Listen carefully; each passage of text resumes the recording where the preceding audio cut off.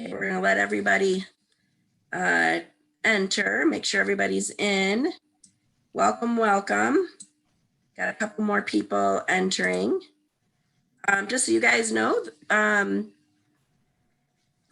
this presentation, I think the other one's just starting to finish, so people are filtering in.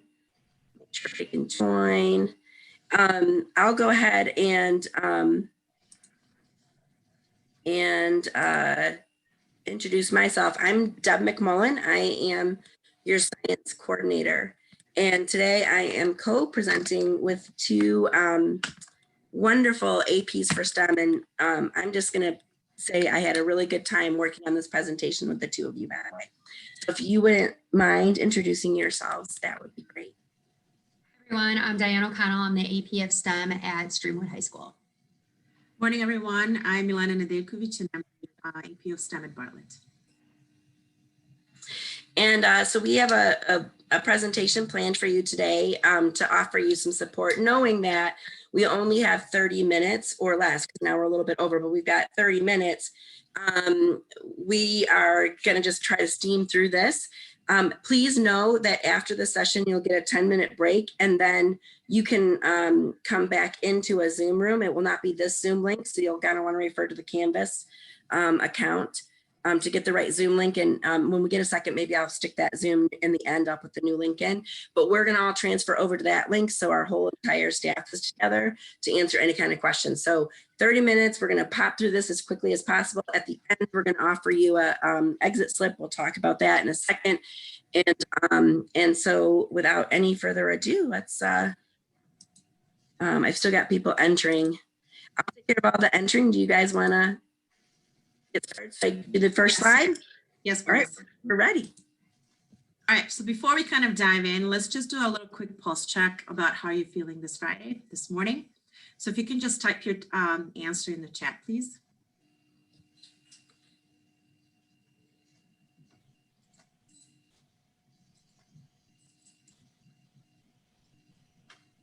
I'm seeing some 3s and 4s. I am seeing some 8s and 9s. Okay. Couple 2s and 3s. Lots of 2s and 3s, I would say. Okay. And some 8s. So it's like the spectrums, right? It's like 1s and 2s were 8s and 9s, you know, so kind of in between there. Yeah, I was feeling all 1 through 9. Those were all the feelings this morning. Me too. Yeah. So keeping those in mind, if you go to the next, please. We also want to recognize that, you know, you might be also feeling some concerns, wondering, there might be some unknowns as you're getting ready to get back to your buildings. And we just want to kind of acknowledge, like, that is okay, right? Because some of the things are things that we maybe can't control. So in that light, we want to focus this next 30 minutes and really on things that we can control, which is really our instructional practices and delivering some amazing lessons to really strong planning. Next, please. So our goals for the session today are to provide supports for unit planning that will be scaffolding and learning models, to provide examples of units, learning models and schedules, and additionally provide resources.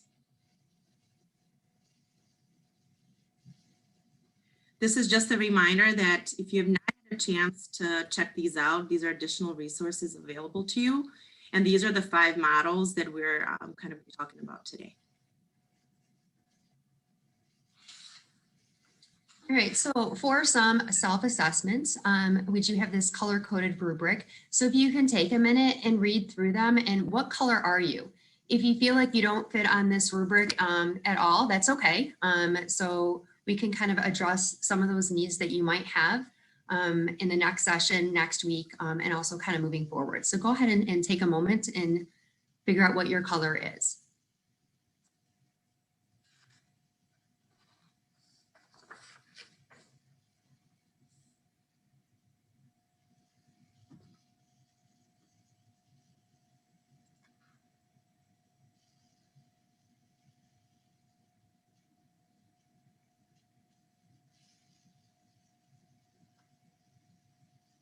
All right, so hopefully everyone has a pulse of where they're at.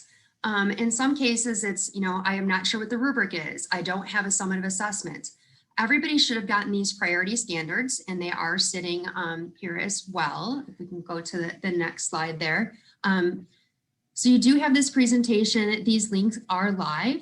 So if you jump on there, you can go to the science area and you can see what are our priority standards. There's also links to the common assessments and rubrics and things like that. So it is absolutely a good starting point. This has been revised based on feedback. So some of the standards, you don't have to teach everything necessarily that you taught last year. And we do know that time is an essence, since we do only have 40 minutes with our kids a few days a week. So that is absolutely a good place to start. So planning, the first step is, creating the outline using a single point planning tool and looking at the standards. If you're not sure what that single point planning tool is, we do have resources and we will be discussing those further. What is the phenomenon of the unit? What do we want to be focusing on? The rubric, again, that's for the summative. All of them do have a single point rubric because we're always going towards the standards. Again, we will offer support with that depending on where you guys gave your self-assessment and what color you are on that previous slide. Now, adding the formatives. Formatives, we know that there's some struggle with students not completing the formatives. You provide feedback on their formatives and your summatives. So what formatives are actually essential and where do they fit in to the rubric? Do we have to do every single formative that we've done in the past? Not necessarily. Do they fit to the standard that we need to align it to? And then step 5, which I know is a big focus and maybe a little bit of kind of hesitancy for everyone, is we do have all of these models, what they're going to look like in practice. We haven't done them yet. So we do want to offer some time to go through those and see how some of our unit plans can align to those different models that were presented. Again, a lot of these are outlined in the pre-work as well, so that is a great resource for you.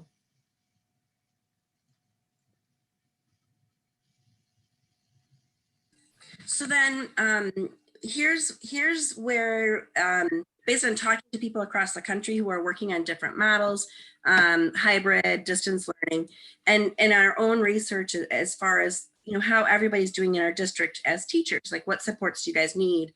We want to start with the one thing, we think you should start with the one thing that we've done throughout the time, right? Throughout the birth of teaching.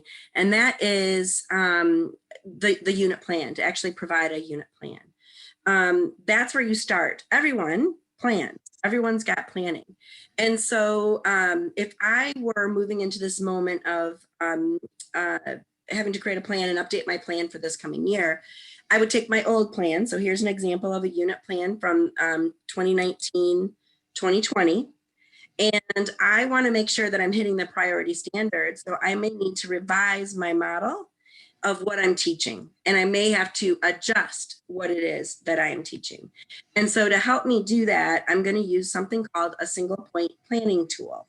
And in my single point planning tool, then it's going to look like this. My internet, of course, is slow. All right. So in my single point planning tool, I have captured the rubric from the Common Assessment. This is for Physics Common Assessment 2. And this is going to become my learning targets. This is where I want to aim all of my work for my students. And so I set up a single point planning tool. Now, if you've never seen a single point planning tool, we divide them up into 3 categories. Now, you can make adjustments as you need. But basically, we've got our evidence of mastery as one of my columns. And in this column, I have my common assessment, because that's the one assessment I'm going to do for this particular, to assess this particular standard. In the center are my learning targets. Now, if you are an NGSS course, that means that you would be using your evidence statement as your learning targets. If you are AP or honors, that means that you're using the learning targets from either College Board or the one that the teacher teams designed. And those belong in each of those units in the center. The last column then is my student engagement. These are my formatives that I'm going to be doing. This is what I want to walk students through as far as my learning. And I'm going to do this first. I'm not even going to think about, are they A, are they B, are they C, because that's geography, that's location, that's where they are. I'm not going to worry about that right now. I want to start with, what do my kids need to know and what do they need to be able to do? And I want to make sure it's tightly aligned, especially in the moment of COVID, because we don't have as much time. It's much harder to get through. So I take my unit from last year and I look at it, and I color coded this to make the learning tool more understandable, but it actually ended up being a great way. When I went through the unit, I color coded it according to which learning target I felt like the activity was able to meet and match. And then those will become the hot links that go into those formative activities. But I also evaluated. So for example, this one, when I went through my ed puzzle of this guy, I discovered that there are some formulas listed in that the kids really don't need to know right now in order to address the learning or provide the evidence in the common assessment. So I need to make an adjustment to this guy. So I go through my unit plan and I'm color coding as to which activities I'm going to keep. I discovered that there were several activities that I colored blue that don't meet. Now that doesn't mean I'm not going to use them. I'm going to hang on to those because I might want them for a different standard, right? For a different single point tool, but they don't match. And the good thing here is that allows me to cut down about 3 weeks of learning for students to be able to show me evidence on this common assessment. Now, the other thing I noticed, if you look, there's no purple. And so because there's no purple, I need to build learning experiences formatively for my students in order for them to have success in the common assessment on those learning targets. So this is what we're asking you to do, is to take an existing unit that you already have, put it into, try using these single point rubrics that are pinpointed to what you're supposed to be doing in the priority standards, and then making those adjustments.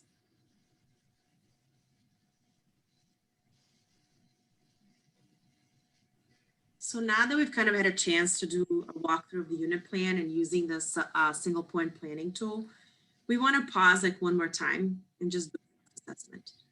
Maybe we had like an aha moment of like, oh my God, I totally do this and I forgot, I'm so amazing, and you are. And so just do another self-assessment at this time. Has it changed? Did it stay the same? Take a second.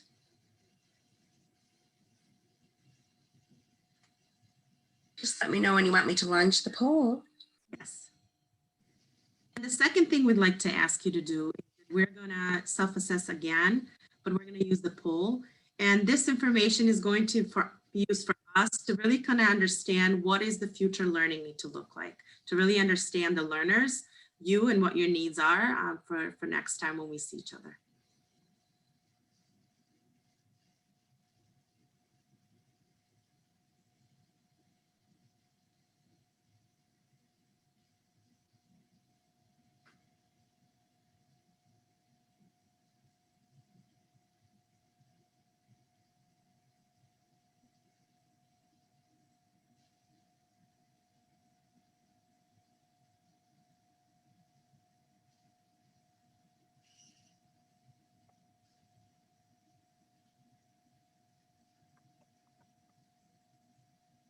If you've not had a chance to do it, okay.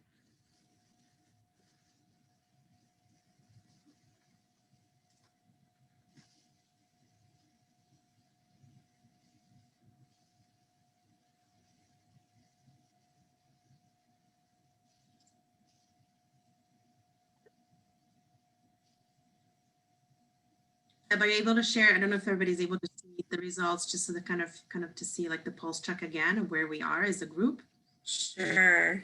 Sorry if I did that. Is it sharing? Okay. Okay. Sorry. Okay. So again, this information is going to be used for us to just really understand like what will be the next, what are the future professional developments, what are the things that we need to put in place to really make sure that we are meeting your needs. Next, please. All right, so lesson planning does take a lot of time, and we all understand that. You will have some time today to plan. We are going to be available after this session on a different Zoom link. It is in Canvas. And you do all have a day next week that you can make asynchronous, so you can use that time to collaborate to build out your lesson plans. What I really like about the color coding model and having it done electronically is you have something that is a starting point for every single unit. You can see what you can pull from one unit and move it into another. And it also allows you an opportunity after you did the unit or after you did the learning task, provide some feedback so you know exactly what you want to do to change for next year. So you're not reinventing the wheel. You're just making those modifications based on that reflection piece. The other thing that we have to offer you guys is the science virtual meetups, and some of you participate in those, and we're hoping to have more. We've actually adjusted those, and so if you go to this particular link, it'll give you more information about those science virtual meetups, but that is basically job embedded supports that we have to help you guys shifting to or using a single point rubric. And we've had them in the past set up so that they're elementary, they're middle, and they're high school. But what we've heard is that not all those times are convenient for everybody. So because we're so targeted and now working on planning, and because so many people are already ready to do this kind of work, we're going to still keep them aimed at elementary or middle or high school on those days. But you could attend any day. So our high school day is typically Wednesday, 3:15 to 4:15. But let's say you can't make that. Let's say you can make the middle school time, which is Tuesdays, 8 a.m. to 9 a.m.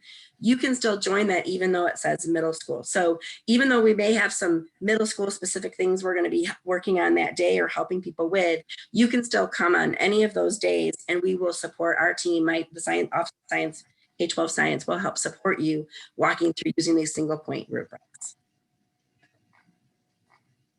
So then that gets us to all of the models. And I'm looking at my watch. I see that we have 5 minutes late. I know we started late, but I haven't gotten any update yet from anybody. My team, should we go over or not go over? So we sort of anticipated that. You can click on any of these and they will show you an example of a single point rubric. Also, there is a video recording that walks you through what the thinking was when we did that. So for example, this one is the example I walked you guys through earlier. And so you can look through that. It's the common assessment for the physics that you saw. So then we've got an example from bio and we have an example from AP environmental science. And because we kind of did an NGSS one earlier, maybe I'll show you guys this one. Now I'm going to open this up and I think this is going to create a lot of anxiety when you first see this, but here's what I really need for you guys to understand. If you start with your learning continuum, if you start with your plan, what am I supposed to teach? Then the how and the model comes. So when you open up this link, the first slide that you see here is going to be the learning continuum, which is what I'm going to spend most time on. And then once I had my learning continuum, then I went through and applied different models to that. Here's what I'm going to tell you I learned. I learned that not every model is going to work for every activity I'm doing. And I want you guys to know that you don't have to pick one of these models. You can use whatever it is that you're using now in order to support your teaching. But what I found was, as I created, once I had that learning continuum, I actually fluctuated between different models. So as you look through this, what you're going to find is that I use different sections of my little learning continuum in different models because that was what was supported best. I want to also tell you guys that when I got through my learning continuum, so let's just click on that. And again, I know this is gonna overwhelm a lot of people, and not the intention, but I just want to do this and then simplify it for you. I got to that learning continuum, then I said to myself, okay, now I need to plan this for group A, B, and C. And that didn't work. I was like, oh my gosh, I don't know how to make this work that way. That's when I looked at what is it I'm really trying to do, and I revised my plan again. And here's what I came up with. When you look at the top of this document, the first part of this is going to be my lessons learned that I'm sharing with you. So those of you that know me know I taught in the district for 25 years. And so I took this from the point of view of like, I have to teach this Monday. What is my learning continuum? And so the top part there is my lessons learned of walking myself through that process for you to look through and to share. As an AP teacher, or if you're an honors teacher with different, you know, this is like non-NGSS, but it still, you know, works for our NGS classes. Make sure that we're looking at our course descriptions. What is it I'm supposed to be teaching? I go down here to my actual single point rubric, okay? And here's where I entered the information from College Board. Here are the outline that comes from College Board.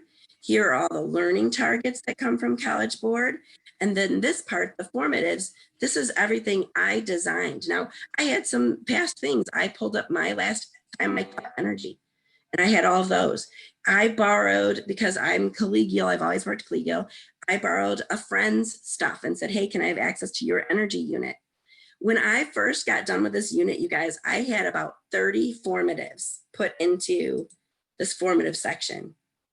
And I said to myself, and then I tried to do the schedule thing, and I was like, you're insane, Deb McMullen. Like, there's no way you're going to pull that off. There's no way the kids are going to do all that.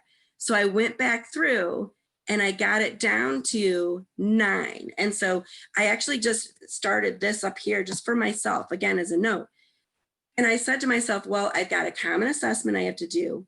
And then there's this really good assessment I'm going to borrow from my peer that actually measures 6.5 through 6.12 of the AP energy unit. So I'm going to use that one. But you know what, Deb? I want one more piece of summative evidence. So I created one more summative. So when I got done planning this unit, I got it down to 9 formatives, and I got it down to 3 summatives that I'm going to collect and use for my grade. And basically, I made those decisions based on using this. And let me tell you something else. When I really forced myself to look at what AP wants me to teach, I realized that my old unit I did 3 years ago, I wasn't teaching what AP wanted me to teach. So this is what we mean by like, hey, let's take a deep breath. We all unit plan. Planning is something we do, but let's build a structure to help us go, what do we really have to teach? And then let's build a structure that allows us to plug in what we really have to teach. So that's the single point rubric.